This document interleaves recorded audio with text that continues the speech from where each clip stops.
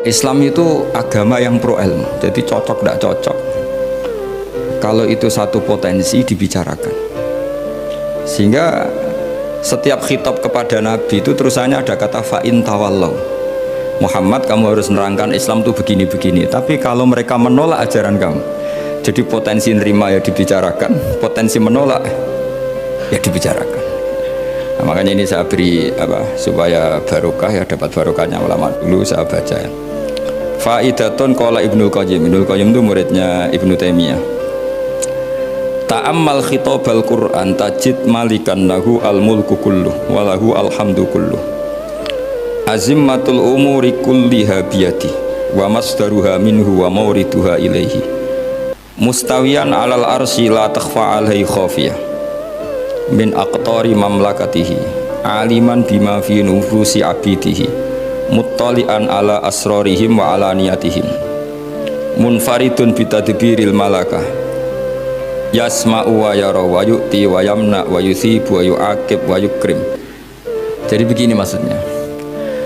Khitab itu otoritas dari minal a'la ilal adna, dari yang lebih kuat ke yang lebih bawah, itu namanya khitab. Kemudian harusnya kita semua sebagai manusia itu sebenarnya orang yang tidak sah memberi khitab, memberi perintah. Karena kita sendiri tidak berstatus khalik, pencipta. Jadi misalnya gini, saya janji sama sampean besok datang ke saya, kamu tak kasih uang. Besok saja saya tidak mesti hidup. Jadi janji itu sudah salah, besok saja saya tidak mesti hidup. Kalaupun hidup saja uang saya terbakar atau dicuri orang. Maka di sini dibutuhkan otoritasi khitab, harus diberikan zat yang punya otoritas penuh, yaitu zat yang nggak akan mati, yang nggak akan lumpuh, yang nggak akan mengalami satu gangguan sosial. Sebab itu dalam pandangan ulama tafsir itu punya akibat, saya ulang lagi, punya akibat bahwa hanya Allah yang berhak memberi khitab. Sehingga saking kerennya Allah itu bisa khitabun lil ma'dum. Ini di sini nanti ada contohnya. Sesuatu yang nggak ada kemudian Allah bilang kun menjadi ada. Sehingga Allah itu nggak bisa dibantah, nggak bisa ditentang, karena bisa apa saja. Karena asbabul qudrah adalah al-khalqu. Kalau dalam ilmu tafsir, kalau sampean dalam ilmu manusia kan gini, sebabnya melihat itu mata. Kalau dalam ilmu tafsir enggak, yang bisa menjadikan Anda melihat itu menciptakan. Saya ulang lagi ya, jadi kalau dalam ilmu tafsir, asbabur ru'yah itu al-khalqu, bukan al-basar. Kalau kamu melihat karena mata, berarti setelah jauh tidak bisa melihat, atau setelah tertutupi tidak bisa melihat. Tapi kalau kamu mengetahuinya karena menciptakan, maka kapan saja bisa melihat. Misalnya gini, saya punya emas 1 gram, kecil sekali 1 gram, saya tanam di dalam Monas, kedalamannya 1 meter. Mbok saya sudah di Jogja, saya tetap tahu bahwa di Monas kedalaman 1 meter ada emas 1 gram. Kenapa? Karena saya yang menciptakan, yang mengatur itu semua. Sehingga setelah saya di Jogja, setelah saya di mana-mana tahu bahwa di Monas itu ada emas 1 gram dalam kedalaman 1 meter. Sehingga Allah ketika mengatakan saya ini zat yang super tahu, itu kata Allah gimana? Ala ya'lamu man khalaqa. Ala ya'lamu ana ta ora ngerti sapa man wong zat khalaqa kang gawe sapa man. Masa orang yang menciptakan kemudian tidak tahu? Jadi awal tahu itu karena menciptakan. Tapi kita ini sudah lama jadi bodoh karena kita tahunya pakai mata. Sehingga kita mengatakan bagaimana orang buta bisa tahu wong dia buta. Kalau dia yang menciptakan tetap tahu. Tadi misalnya orang buta di kamar mandinya masang paku atau masang apa, dia tahu kalau di kamar mandi saya ada paku. Kenapa kok tahu? Karena yang masang saya. Nah, ini penting saya utarakan supaya nanti itu gampang analisis ayat-ayat berikutnya. Otoritas itu, otoritas khitab itu harus diciptakan dulu. Nah, baru setelah punya otoritas, saya ulang lagi, baru punya hak khitab. Nah sekarang enggak, para raja, para presiden, para dosen, para kiai itu sering melancarkan khitab, sementara dia enggak menguasai apa yang akan terjadi. Makanya Allah mengkritik kabura maktan indallahi antaqulu ma la tafalun. Itu salah besar ketika kamu seakan-akan memegang otoritas pada sesuatu yang sebenarnya kamu tuh tidak pernah melakukan, tidak pernah ikut menciptakan. Misalnya jong kowe nak nurut aku sebenarnya mesti uripmu kepenak. Otoritas itu dari siapa coba? Urip kepenak ya di luar wilayah kita, kehidupan besok juga di luar wilayah kita. Sampai kita kalau mau ke kuburan itu panduannya Nabi gimana kalau berdoa? Apa? Assalamualaikum daro qaumim mukminin wa inna insyaallahu bikum lahikun. Salam untuk kalian semua dan kita insya Allah suatu saat akan bertemu, insya Allah. Padahal mati itu adalah satu keharusan. Tapi kalau yang di kuburan itu orang mukmin, kita tidak ketemu lagi sama mereka jika kita mati kafir, karena nanti tempatnya beda. Yang satu alamatnya surga, yang satu alamatnya neraka. Maka kata ulama, kata insya Allah di situ adalah kita masih berharap mati dengan status yang sama sehingga bisa ketemu. Jadi itu artinya gini, di selain Allah itu bilang janji, bilang khitab itu nggak sah. Dulu kan Nabi Muhammad SAW itu saking yakinnya setiap problem itu ada malaikat Jibril datang, saking yakinnya. Suatu saat ada orang Yahudi tanya, Muhammad, kalau kamu Nabi betul, beritahu kami tentang Dzulqarnain, beritahu kami tentang Ruh, beritahu kami tentang Luqman Al-Hakim. Nabi karena reputasi hariannya dipandu Jibril bilang, ya sudah besok datang lagi ke sini tak jawab. Ternyata Jibril nggak datang, padahal semua ditunggu lama nggak datang sampai ratusan. Padahal yang tanya orang Yahudi yang sukanya bully Nabi, lama nggak datang. Lama-lama protes, Jibril ini gimana, saya dalam keadaan tertekan malah tidak datang. Datang Jibril dengan tanda kutip nyalahkan, yaitu ada ayat wala taqulanna li syai'in inni fa'ilun dzalika ghadan illa ayyasha. Jangan katakan besok bisa melakukan sesuatu tanpa mensandarkan itu semua kepada kekuasaannya Allah Subhanahu wa taala.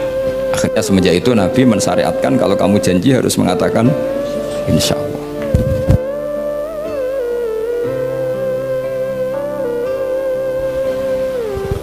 Ya, kenapa ini saya katakan penting? Karena nanti khitab di Quran itu supaya proporsional ya. Sekarang banyak orang memahami Quran tapi nggak mau mempelajari ilmunya apa? Quran. Termasuk ilmunya Quran tadi ya, ada 3 ingat ya. Khitabun lin nabi itu bisa saja khitabun li ummati. Yaitu dalam kasus-kasus yang Nabi tidak ngalami kasus itu tapi yang ngalami umatnya. Nah, kenapa khitabnya tetap kepada Nabi? Karena yang bisa komunikasi dengan Allah itu hanya Nabi. Makanya bisa dilihat di ya ayyuhan nabiyyu itu mufrad mudzakkar. Nabi Muhammad itu satu orang yang berstatus lelaki. Kemudian idza talaqtum itu kalian semua. Harusnya kan kamu, karena dari satu orang ke satu orang. Tapi ini enggak.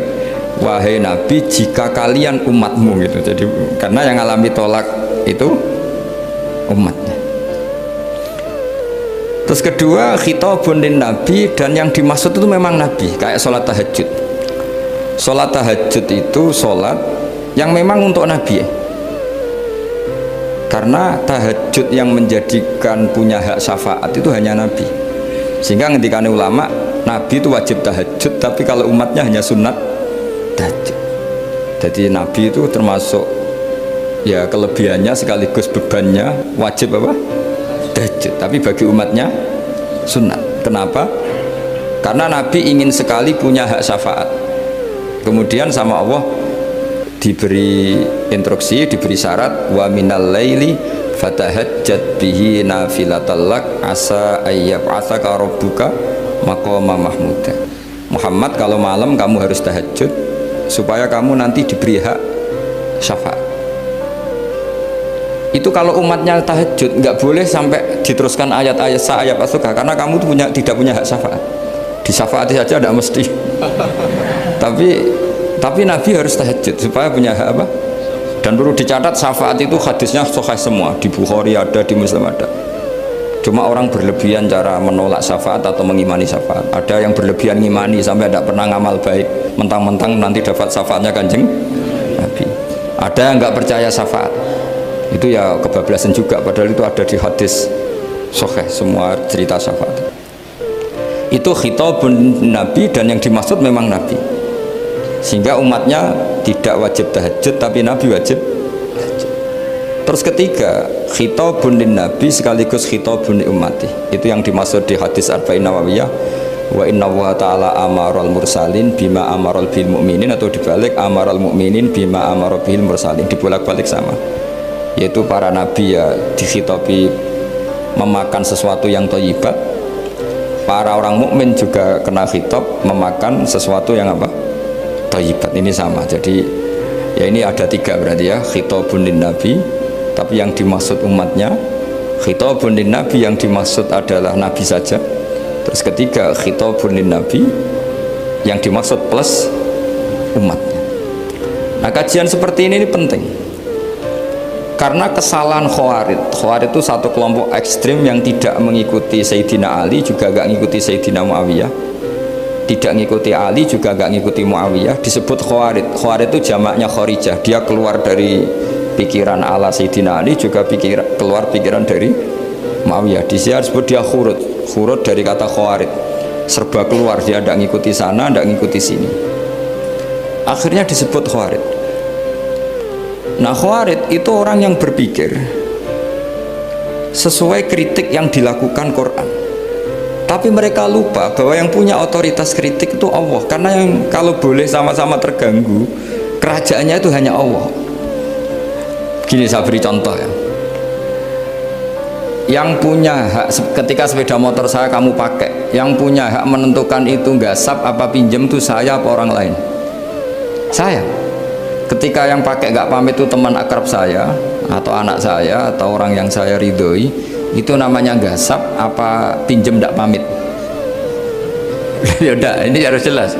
Tadi pagi saya ngaji direktorat, saya bilang di fikih itu ada istilah ulima ridhohu, sesuatu tidak pamit formal tapi sudah diketahui ridhonya. Makanya di fikih ada bab namanya mu'atoh, tadi pagi saya terangkan ya. Di perdebatan fikih itu ada bab namanya apa? Mu'atoh dari kata ato yu'ati, mu'atotan, saling transaksi yang non verbal tapi maklum. Ya seperti kalau kamu marung itu contohnya, kalau kamu marung di kantin terus makan gedang goreng, itu nyuri apa beli? Coba jawab saja. Kalau dikatakan beli kamu belum bayar, kalau dikatakan nyuri terang-terangan. Coba kalau mbak-mbak milih mana, itu nyuri apa beli? Kalau beli belum bayar, kalau nyuri kok terang-terangan ya. Nggak nyuri apa beli?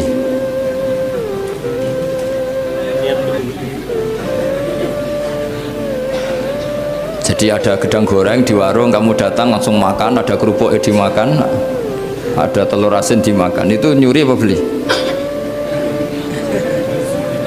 Nah, itu kalau orang fikih dibabkan kitabul bai'il mu'atoh, akad beli lewat jalur mu'atoh. Menurut Imam Abu Hanifah seperti itu dikatakan beliau pakai dalil al-adat muhakamah, bahwa adat itu berposisi seperti hukum, karena posisi di warung maka ngambil di situ dianggap memulai akad jual beli. Tapi karena ini sesuatu yang potensi masalah, Imam Syafi'i mengatakan itu enggak baik, enggak sah. Karena nanti kalau asumsi kamu gedang goreng itu 1.000, ternyata diregani 5.000 kan mangkel. Nah itu resikonya di situ, ya kan? Tapi kalau misalnya itu dikatakan, makanya Imam Syafi'i mengatakan itu profesional. Itu namanya ghormu. Ketika Anda bayar 5.000 itu namanya tebusan kesalahan. Jadi Imam Syafi'i melihat itu tidak jual beli tapi tebusan kesalahan. Sehingga kalau saya jadi hakim, misalnya pembeli bilang asumsi saya 1.000 Gus, terus kata kata penjual enggak Gus itu tak jual 5.000, saya harus memenangkan memenangkan siapa? Penjual, karena penjual adalah pemilik gedang goreng itu dan posisi yang makan adalah perusak barang orang lain. Gitu. Sehingga dimenangkan penjual, ya dimenangkan penjual. Kenapa dimenangkan? Karena cara berpikir fikih, karena dia yang punya otoritas itu, punya otoritas kepemilikan. Itu dalam fikih madzhab apa? Syafi'i. Nah, itu penting dalam analogi surga dan neraka. Orang Khawarij itu kalau ada orang dosa, itu dikatakan sudah tidak Islam lagi, dia sudah keluar dari Islam. Orang dosa itu wajib disiksa oleh Allah. Mereka bilangnya ya wajib. Dalam kelompok Islam itu ada kelompok namanya Khawarij, orang yang sangat ekstrim dalam berpikir. Dia mengkafirkan orang yang melakukan dosa apa? Besar, dihukumi kafir. Tapi pendapat ahli sunnah enggak, orang dosa besar ya dosa saja, tapi tidak usah dihukumi kafir. Kenapa? Cara berpikir ahli sunnah, surga neraka itu milik Allah.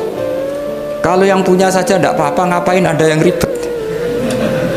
Yang punya surga neraka itu Tuhan, dan Tuhan memanggil-manggil orang yang salah itu disuruh tobat. Anibu ila rabbikum, wahai hambaku yang berlebihan, yang masih dosa, ayo kembali ke saya. Kapan saja kembali ke saya tak terima. Sehingga dalam madzhab ahli sunnah, otoritas khitab, otoritas kepemilikan yang berhak ya yang punya, orang lain itu nomor 2. Sehingga tadi kalau Anda bawa kayak motor saya dan Anda teman akrab saya, tidak pamit saya, kalau saya bilang itu nggak apa-apa ya nggak apa-apa, kalau saya bilang apa-apa ya apa-apa, nggak penting orang lain. Sehingga ini wilayah yang agak sensitif, tapi ini ilmu, mau tidak mau kita harus dengar. Sehingga di fikih ada bab ulima ridho. Misalnya ada orang makan gedang goreng di warung terus ditangkap Pak Polisi, wah ini pencurian, mesti bakulnya nggak terima. Enggak, ada pencurian, memang tak jual. Nah, yang kasus begini, ini yang kasus, ini mungkin kasusnya anak-anak yang masih kos atau masih mahasiswa. Warung kantin dijaga ibu-ibu, ada anak makan lahap, dikira belinya cash, setelah dimakan ternyata akadnya utang. Nah, itu pertanyaannya itu halal apa enggak? Karena asumsi baiknya monggo-monggo, karena apa, sudah mengkhayal nanti ada sekian uang cash didapatkan, ternyata nyatet atau hutang. Nah, kalau ngomong di depan, Bu saya mau makan di sini hutang, kira-kira enggak boleh. Wah, itu ada sekian PR. Makanya saya sering muji orang-orang yang enggak alim. Enak-enaknya orang tuh orang enggak alim karena enggak kesulitan seperti ini. Kita sebagai peneliti fikih itu sering kesulitan. Nah, sama Anda misalnya naik Grab atau naik taksi atau apa, ketika Anda naik itu posisinya enggak sap apa pinjem, dikatakan akad sewa belum bayar, dikatakan pinjem nanti harus bayar. Jadi ada sekian masail fikih yang jadi perdebatan. Nah, apapun itu nanti kata finalnya itu dia yang punya, yaitu supir taksinya atau baeknya, penjaga warung tadi. Nah, sehingga hukum itu bagi orang lain sudah tidak sah kecuali bagi yang punya. Nah, di sini ini kelihatan benarnya madzhab ahli sunnah wal jamaah. Ahli sunnah mengatakan apapun salahnya seseorang setelah dia beragama Islam itu wilayahnya Allah, kita tidak bisa berbuat apa-apa. Makanya ada ayat laisalaka minal amri syai'un aw yatuba alaihim aw yu'adzibah. Muhammad, meskipun kamu kekasih saya, kamu tidak punya otoritas menentukan si A dimaafkan, si A disiksa. Otoritas itu hanya bagi saya, kata Allah. Sehingga banyak orang yang Nabi kurang srek karena membunuh pamannya Hamzah malah dikasih tobat sama Allah, namanya Wahsy. Wahsy itu orang yang Nabi gak suka karena pernah membunuh Sayyid Hamzah di perang Uhud, tapi sama Allah marah dikasih tobat. Salabah yang sering ibadah di masjid, sering iktikaf, saking seringnya ibadah itu sampai digelari hamamatul masjid, merpatinya masjid. Tapi na'udzubillah beliau malah berakhir dengan su'ul khatimah. Kita tidak pernah tahu. Kenapa begitu? Karena begini, wilayah yang absolut itu hanya milik Allah Subhanahu wa Ta'ala. Sehingga Nabi kalau ketemu Wahsy ya bilang, iman kamu sudah saya terima, Islam kamu sudah saya terima, tapi saya ini manusia, tolong sembunyikan wajahmu dari saya, karena kalau saya ingat kamu itu mangkel, karena ingat kamu pernah membunuh Hamzah. Tapi saya sebagai Nabi harus nerima iman kamu, karena Nabi itu gak boleh dendam. Tapi kalau mangkel-mangkel sedikit kayaknya agak boleh mungkin ya, mungkin itu ya. Tapi profesional, Nabi sebagai manusia nggak berkenan melihat Wahsy, tapi sebagai Nabi legowo terhadap imannya Wahsy. Tapi Allah sendiri yang ngendikan laisa laka minal amri syai'un aw yatuba. Coba orang munafik, kayak apa salahnya orang munafik? Tapi ketika Allah ngendikan tentang orang munafik gimana? Wa yu'adzibal munafiqina in sa'a aw yatuba. Allah bisa saja menyiksa orang munafik insya Allah kalau berkehendak, ya tuba, atau Allah mengasih tobat. Nah, karena pendapat ahli sunnah itu lebih valid sesuai ayat-ayat Quran, maka yang diikuti mayoritas di dunia adalah mazhab ahli sunnah wal jamaah. Dan itu dimulai cara berpikir yang sederhana, yang berhak menentukan khitab ya yang punya, titik itu saja. Yang berhak menentukan khitab ya yang, lah tentu yang punya alam raya ini hanya Allah Subhanahu wa ta'ala. Makanya Allah mensifati dirinya Malik Yaumiddin, kita tidak bisa. Makanya bahaya ya, pikiran-pikiran kayak Khawarij itu bahaya. Sampai nggak usah tanya saya, lalu Khawarij kalau di era modern siapa Gus? Anda provokator kalau tanya gitu. Ya itu tidak boleh provokator. Pokoknya pikiran itu salah karena membatasi otoritas Allah Subhanahu wa ta'ala. Allah itu paling tersinggung kalau sifatnya dipakai, dicatut. Di Sahih Muslim itu ada riwayat, di hadis Muslim termasuk hadis Sahih itu Bukhari dan Muslim, itu ada seorang soleh sujud. Pas sujud dia diinjek orang preman, kira-kira seperti itu kalau sama diinjek. Terus si yang sujud tadi bilang gini, wawahi, ada kata wawahi, wawahi la yaghfiru wahu laka, demi Allah, Allah tidak akan maafkan kamu. Saat itu juga Allah ngasih wahyu kepada Nabi di zaman itu, bilang ke yang sujud, pahala sujud tak cabut, dia tidak punya pahala, dan yang menginjek dosanya tak ampuni. Terus Nabinya tanya, kenapa ya Allah? Saya tersinggung, kata Allah, hanya disetatuskan nggak bisa memaafkan. Padahal wa anal ghafir wa anal akhid bidzunub, saya adalah zat yang bisa maafkan, bisa nyiksa. Kenapa status saya tinggal satu? Allah kan bisa kan, walillahi mulkus samawati wal ardh yaghfiru liman yasha wa yu'adzibu man yasha. Tapi si yang sujud tadi menstatuskan Allah hanya satu, yaitu yu'adzib, menyik. Itu kata Allah, kok enak, saya ini Tuhan, bisa menyiksa, bisa mengampuni, kenapa status saya jadi satu? Kamu kan mesti gak terima. Status kamu dihilangkan satu, terima gak? Gak terima. Sebagai suami kamu tetap punya dua status, bisa meneruskan nikah, bisa menceraikan. Coba status kamu tak ambil satu, nggak boleh menceraikan. Istri kamu gendut, walek, cerewet. Wah, posingnya bukan main aja. Sama mbak-mbak juga sama. Sebagai istri harus nurut sama suami gini-gini, tapi juga punya hak rafa, hak mengajukan gugatan cerai jika suaminya tidak jelas. Mau nggak dicabut status hak rafa? Nggak mau. Kalau punya suami walek, jelek, senang goda perempuan lain, itu kan. Nah, Allah itu punya status bisa memaafkan, juga punya status bisa menyiksa.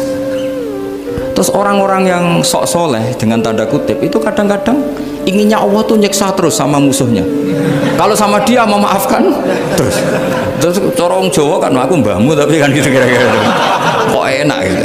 Nah, jadi ya sudah seperti itu. Lagi-lagi kata kuncinya apa? Beri otoritas itu hanya kepada Allah Subhanahu wa ta'ala, karena dia adalah pemilik otoritas sejati. Sehingga zaman Nabi siapa saja itu ya mungkin orang kayak apa dulu, Khalid bin Walid, perang Uhud kalah, itu panglimanya orang kafir zaman itu siapa? Khalid bin Walid. Dan dia melakukan pembunuhan masif zaman itu, tapi dia dikasih tobat, namanya Khalid bin Walid. Tapi Sa'labah yang tukang di masjid kadang berakhir seperti itu. Ya sudah, akhirnya kita mau tidak mau ya sudah introspeksi. Sampai sesoleh apapun kita selalu diajarkan doa, ya muqallibal qulub tsabbit qalbi ala dini. Karena kayak apa kalau hati kita dibolak-balik? Karena cara berpikir tentang Islam dan tentang ateis atau tentang kekafiran itu mirip satu visi. Makanya hati-hati mahasiswa, karena senangnya berpikir sendiri, kadang ngelantur kemana-mana. Saya beri contoh. Sampai kalau sekarang masih miskin, berbahagialah. Karena miskin itu mudah jadi orang dermawan. Kalau orang sudah kaya itu ribet. Coba misalnya sampean jadi santri saya, tak contohkan, biasanya santri kalau sama kiainya akan loyal. Kamu miskin punya ayam 2, tak minta 1 boleh enggak? Boleh, padahal itu 50%. Ya, terus punya uang 100.000, tak minta 50.000, kira-kira boleh enggak? Boleh, padahal itu 50%. Tapi kalau kamu kaya, punya uang 1 miliar, tak minta 500 juta, boleh nggak kira-kira? Padahal itu berapa? 50%. Gampang mana dermanya orang kaya sama orang miskin untuk mengamal 50. Itu mahasiswa yang masih miskin-miskin, uangnya hanya 100.000, traktir temannya habis nggak masalah, padahal itu berarti 100%. Uangnya 50.000 diminta temannya dikasihkan semua, padahal itu aset satu-satunya. Nah, Sa'labah itu cara berpikir gitu sehingga Allah tersinggung. Saya beri contoh ya, Sa'labah itu singkat cerita kan kalau habis jamaah salam langsung lari pulang. Terus ditanya sama Nabi, kenapa kamu kesusu pulang? Istri saya di rumah masih belum pakai baju karena gantian sama saya. Saking miskinnya tuh baju itu gantian. Sama nggak usah bayangkan, lalu di rumah telanjang kayak apa, berarti kamu porno. Kamu porno berarti, tidak boleh. Pokoknya ceritanya seperti itu, tidak usah lari, gantian pakai itu. Singkat cerita, ya Rasulullah, buat saya ini didoakan kaya. Sampai 3 kali Nabi bilang, bisa saja miskin itu lebih baik bagi kamu. Lama-lama sampai memaksa Nabi, akhirnya Nabi berdoa. Terus beliau kaya. Dan Sa'labah agak salah, dia nggak minta paket kaya barokah, tapi mintanya kaya saja, diturutin kaya. Pertama punya kambing di pegunungan ya, kalau di Arab itu kan kambing diletakkan di Jabalen, Mabenal Jabalen, di antara 2 lembah itu 40 sampai 80 sampai 4.000. Singkat cerita ketika 40 Nabi sudah memerintahkan sahabat diminta zakat. Berarti kalau 40 itu 1, kalau 80 kira-kira 2. Ya sudah gitu. Sebetulnya ketika 40 kalong 1 terkurangi 1 zakat itu kan ringan karena masih 39. Ya kayak tadi kamu punya uang 1 juta, jangan 1 juta, 500.000 sudah agak berat kamu. Tidak, gini saja, tak beri contoh betapa mudahnya dermawan bagi orang miskin. 1 juta itu kan zakatnya berapa? 25.000 ya. Rubul usyur kalau dalam bahasa Arab itu berapa? Kalau bahasa kampus kan berapa? 2%, 2,5 ya, 2,5. Itu bahasa keliru sebetulnya. Sama ikut saya saja. Saya itu berkali-kali saya pernah nggarap matematika, cepet-cepetan mbak pakar matematika itu mesti cepet saya. Karena saya ini agak bedui. Orang bedui itu cara berpikir itu lebih gampang. Jadi kalau orang Arab, tak ajarin matematika Arab ya, itu nggak ada porogapit. Jadi begini cara berpikir orang Arab itu berpikir bertahap. Ya kalau 2,5 itu kalau orang Arab bilang rubul usyur apa? Rubul usyur, 1/4 dari 1/10. Jadi kalau orang Arab berpikir bertahap. Jadi misalnya 1 juta, 1/10-nya berapa? 100.000. Terus 1/4-nya berapa? 25.000. Jadi disebut rubul usyur, 1/4 dari 1/10. Jadi 1 miliar, cari 1/10-nya dulu, 100 juta. Terus 1/4-nya, sehingga nggak usah porogapit ruwet.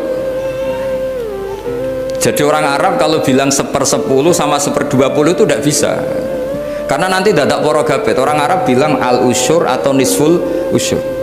Misalnya zakatnya apa itu zuru, berarti 100, 1/10-nya berapa? 10. Terus orang Arab kalau misalnya pertanian kamu biayai zakatnya 1/20, orang Arab bilang bukan 1/20, nisful usyur. Berarti berapa? 100, usurnya 10, separuhnya 1/10, berarti 5. Lah 5 ini bahasa kamu apa? 1/20. Ya, bahasa orang kampus 5 kan 1/20. Kalau 10 1/10. Kalau orang Arab bilang apa? Usyur atau nisful. Kan gampang gitu. Ya saya ulang lagi ya, berarti kalau 1/10-nya 1 juta, usurnya berapa? 100, nisful usur 50. Ya, gampang mana matematika Arab sama matematika ini sama? Daripada sama nggak porogaf betul pusing saya lihat itu. Ya sudah gitu aja, pokoknya diusurkan semua. Orang Arab kalau bilang tuh diusurkan semua, berarti 1 juta. Misalnya zakat mal kan 2,5, berarti 1 juta usur dulu, berarti 100.000. Lah zakatnya itu rubul usur, 1/4 dari 1/10. Ya di 1/10 dulu, berarti 100. Habis itu rubul usur, 1/4 dari 1/10, berarti jadi gampang saja. 1 juta tulis saja langsung 100.000 usur, terus 1/4-nya 25. Gampang mana? gampang lagi pakai kalkulator. Nah sekarang begini, kira-kira kalau kamu punya uang 1 juta diminta zakat 25.000 enteng nggak? Enteng. Biasa kan kita punya uang 1 juta naktir teman sampai habis 100.000 200 enteng. Tapi kalau sudah 10 juta 10 juta berarti rubul usurnya berapa? 250. Kalau 1 miliar 25 juta. Wah itu sudah pikiran kamu kan bikin toko baru, bikin konter baru. Nah kalau 100 miliar berapa? 200. Nah sak labah ini ketika dimintai zakat ketika 40 enggak, masih kambing 40 enggak mau, 80 enggak mau, sampai hampir 4.000. Kalau 4.000 misalnya digawe rata-rata 51 aja, digawe bulat ya, berapa sebenarnya? Per 1.000 kan 20 ya kan? Per 1.000 kambing kalau dipakai 50 saja, per 1.000 kambing berapa? 20 kan? 20. Kalau 4.000 80. Kira-kira itu misalnya dipakai 50, apalagi itu 40 lebih banyak lagi. Akhirnya ngomentari sahabat yang disuruh Nabi ngambil zakat, wah ini tidak zakat, pemerasan, karena jumlahnya sudah signifikan. Maka kalau kamu ingin dermawan sekarang itu bisa dermawan 50%. Itu punya 2 ayam kurus lagi. Diminta masjid untuk syukuran, mas bawa aja. Punya kambing kurus 2, kata kamu hanya itu, ada panitia masjid minta sumbangan, kasih aja 1, sudah ngamal 50%. Tapi kalau punya sapi limusin 2 yang per 1 harganya 70 juta, kalau diminta 1 kan nilainya tetap 50%. Gampang mana orang miskin sama orang kaya ngamal? Orang miskin. Terus kedua hebatnya orang miskin itu kalau ngamal itu dramatis. Betul itu. Jadi makanya kenapa Nabi suka orang miskin. Loh, saya pernah ditanya, saya ini punya teman yang kaya raya, dia biasa ngamal 1 miliar 2 miliar. Dia nggak terima sama fatwa saya, Gus kenapa Anda masih muji orang miskin, ngamalnya tuh banyak. Saya sekali ngamal bisa 1 miliar, setengah miliar. Tapi kata saya, ngamal kamu itu tidak dramatis, nggak seru kata saya. Terus dia tanya, kok bisa Gus? Dia orang kaya, paling ngamal 1 miliar untuk bangun masjid, 1 miliar, setengah miliar bangun pondok, setengah miliar. Tapi kalau orang miskin, misalnya tukang becak, orang miskin kan pasti kawannya orang miskin. Kan nggak mungkin orang miskin utang Abu Rizal Bakri, utang Yusuf Kala, kan nggak mungkin. Kenal saja enggak. Orang miskin kan utangnya sesama orang miskin. Itu pasti itu kan hukum sosial ya. Nah ternyata itu apa? Hari itu anaknya enggak makan, hari itu istrinya mau kelahiran. Utang sesama miskin, diutangi 50.000. Tapi uang ini dramatis, kalau hari itu nggak makan mati. Artinya apa? Ada orang amal 1 miliar untuk bangunan, kadang aksesoris, yang satu ngutangi 50.000 tapi taruhannya nyawa. Nah sekarang menyelamatkan nyawa sama bangunan keren mana? Maka berbahagialah orang miskin, karena komunitas mereka ini utang piutang urusan apa? Nyawa. Jadi ini lebih dramatis ya, lebih dramatis, lebih keren. Loh, makanya utang piutang orang miskin itu paling diabadikan Quran karena lebih keren, lebih keren. Karena nyawa apa? Loh saya ini kan termasuk kecil sudah kiai agak keren, sudah kiai agak mapan. Itu kalau orang-orang kaya nawarin saya paling Gus nggak ganti mobil, nggak ganti aksesoris mobil itu nggak keren. Al-Nadikan tetap ngamal pun nggak keren. Tapi kalau orang miskin, saya sering kan dengar cerita mereka orang itu ngeri. Kayak cerita yang diabadikan Quran itu, wayu siruna ala anfusihim wa kana bihim khassas. Itu Nabi ngumumkan, saya punya tamu tapi hari ini saya tidak bisa hormat tamu. Ada sahabat yang usul saya, ya Rasulullah, perlu dicatat dulu di Arab tuh nggak ada warung, nggak ada GoFood, nggak bisa kamu pesen online terus, wah nih nanti delivery gitu nggak bisa. Nah terus akhirnya datang ke rumahnya, datang istri saya, ada makanan tidak ada hanya untuk jatahnya bayi. Terus ya sudah, bayinya kamu tidurkan supaya jatah itu dimakan tamunya Rasulullah. Tapi kan jatahnya orang satu, tamunya kan malu kalau nggak ada yang nemanin. Terus ya sudah, lampunya dimatiin, pura-pura kamu nemanin. Wos yang satu ya ada piring sama sendok pura-pura nemanin, yang satu makan betul. Itu diabadikan Quran. Karena apa? Dramatis gitu. Sehingga pagi-pagi dia datang ke Nabi, kamu punya amal apa? Sehingga tadi malam ada ayat wa yu'thiruna ala anfusihim wa law kana bihim khassasah. Mereka mengalahkan kepentingan dirinya sendiri meskipun punya kepentingan sendiri demi tamu tadi.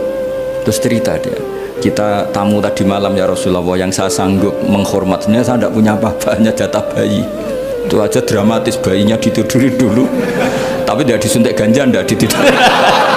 Ditidurin biasa nanti kan, ditidurin biasa. Terus suami saya pura-pura nemani, lampu dimatikan. Nah, mungkin tamunya saking laparnya gak penting mikir itu, yang penting makan aja.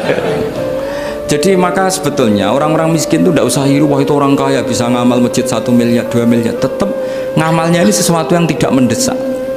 Tapi sesama orang miskin, kalau temannya minta tolong itu mesti dramatis. Istri mau kelahiran, kematian, kelaparan, pokoknya yang diselamatkan itu seru semua. Artinya gini ya, kalau miskin ya nikmati saja, itu ada peluang untuk menyalip pahalanya orang-orang. Tapi yang kaya ya tetap kaya. Kalau semuanya miskin, nanti yang miskin kerja di mana kalau semuanya miskin? Ya kembali ke tadi, ke ilmu khitab. Kalau ini tidak dipelajari, maka orang khawarid ini megang otoritas. Tidak bisa. Mereka nggak menguasai pintu surga maupun pintu neraka. Nggak bisa. Mereka dengan seenaknya, tobatnya orang yang pernah gini nggak diterima. Tidak bisa. Wilayah yang nerima tidak itu wilayahnya Allah Subhanahu wa Ta'ala. Sehingga kita tetap berpendapat sesuai eksplisit yang ada di Quran. Walillahi mulkus samawati wal ardi, apa? Yaghfiru liman yasha wa yu'adzibu man yasha. Sehingga nggak boleh kita pegang otoritas agama, nggak boleh. Kita hanya bisa menjelaskan. Kalau pegang nggak boleh. Misalnya saya dengan sampean surganya dulu mana? Bisa saja dulu jenengan. Kok bisa Gus? Iya kan? Mungkin wah keren ngaji tawaduk mau. Mungkin saya dari bab tawaduk keren sampean. Di bawah saya di atas, di bab tawaduk keren sampean. Sehingga kalau surga kok jalurnya tawaduk, mesti dulu sampean. Karena sampean di bawah, saya di atas. Tapi saya nanti protes sama Allah. Protesnya gini, posisi saya diperintah ya. Gayanya mereka duduk di bawah, tapi merintahkan saya supaya mau mengajar. Jadi nggak ada sopan-sopannya, karena mereka merintah ya. Ya terutama di PPAI ya, oh itu nggak sopan sekali karena merintah. Sehingga kalau yang dipandang, makanya masyhur itu kan, ada wali itu yang satu jadi wali karena sholat di shaf awal, keren kan, shaf awal fadilahnya utamanya kan luar biasa. Yang satu kalau sholat tuh di belakang terus, tapi juga jadi wali. Yang depan agak protes, ya Allah kenapa ini jadi wali padahal sholatnya di belakang. Jawabannya lucu yang di belakang. Kenapa? Saya tuh malu, saya ini masih banyak dosa, banyak salah, kok di depan kok kayak suci sendiri aja. Jadi kalau kamu sowan sama raja atau sama kiai, yang paling depan itu kan yang kepedean, dia milih yang belakang jadi sopan aja, nggak terlalu deket gitu. Orang itu tidak pernah tahu. Kadang-kadang Allah itu kita tidak pernah tahu. Andai kan boleh dibahasakan, kita tidak pernah tahu cara berpikir Tuhan. Jadi Allah itu zat yang mau, ya itu tadi otoritasnya penuh. Makanya saya pernah cerita di mana-mana, di kitab-kitab yang saya baca itu ada 2 orang yang ahli neraka, sudah di neraka. Ini sekaligus ijazah, saya ulang lagi sekaligus ijazah, bisa dipraktekkan nanti itu. Setelah itu 2 orang ini dipanggil ke surga sama Allah. Allah itu tanyanya ya aneh, enak di neraka? Ya udah enak di neraka. Ya gak enak di neraka, kok ditanya enak enggak, ya gak enak. Ya sudah, kembali lagi ke neraka, lari kencang-kencang, lari menuju neraka. Lari sama Allah, dipanggil lagi, loh kenapa kamu semangat? Ya Allah, saya ini kapok, saya ini trauma. Dulu ketika engkau perintah, saya ini lelet sekali, disuruh sholat lelet, disuruh zakat lelet. Maka ini dengan perintah saya semangat supaya nggak ngulang kesalahan yang sama. Akhirnya sama Allah dipanggil, ya sudah di surga aja, di surga. Karena semangat lari menuju neraka. Maka ini ijazah nanti kalau di mahsyar ya, kamu dipanggil, ayo masuk neraka, harus apa? Semangat, semangat, harus semangat. Oke Gusti, semangat. Lah repotnya kalau nggak dipanggil lagi. Akhirnya barokahnya semangat itu dia di surga. Kita tidak pernah tahu cara berpikir Tuhan, nanti kan boleh dibahasakan seperti itu. Yang satu, ayo kembali lagi ke neraka. Tolah itu jalan noleh lagi, sampai itu gak semangat noleh lagi. Terus ditanya sama, kenapa kamu tolah gitu? Saya tidak pernah ngira ya Allah, ketika engkau panggil di surga kemudian engkau kembalikan lagi ke neraka, ya sudah kamu di surga saja, barokahnya husnudzon.